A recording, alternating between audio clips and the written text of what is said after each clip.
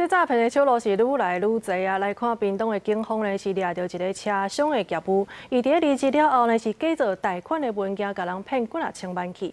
警方查出目前呢尚无是有12个受害者，嘛怀疑有可能是集团的运作，今嘛当咧进一步追查。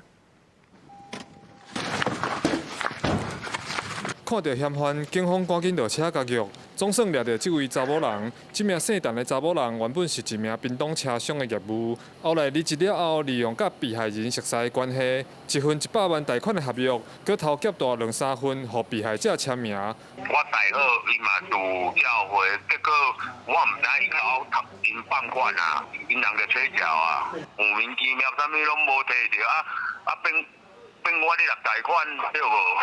我来查讲伊唔是，一定唔是。这个业务啊，长期的耕耘我们这个客户的关系伪造的一个合约书，还有夹带多笔多件的银行的贷款让这些消费者他不会去审视。警方调查，这名业务虽然已经离职，但是长期经营客户关系，利用客户的名办贷款，等到银行钱落来，再用处理车贷的理由提走客户结金簿仔和提款卡，嘛有利用车厢的路卡活动，被害人把信用卡交予业务处理。结果收到一堆小单，才发现卡去互这名业务仔偷入去。警方表示，目前查到已经有12个受害者。对于这个主嫌陈嫌也予以申请拘提收押。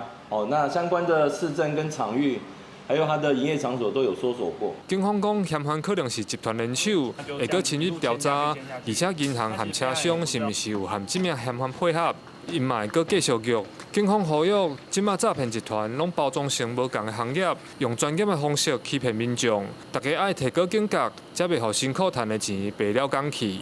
记者柯明哲，屏东报道。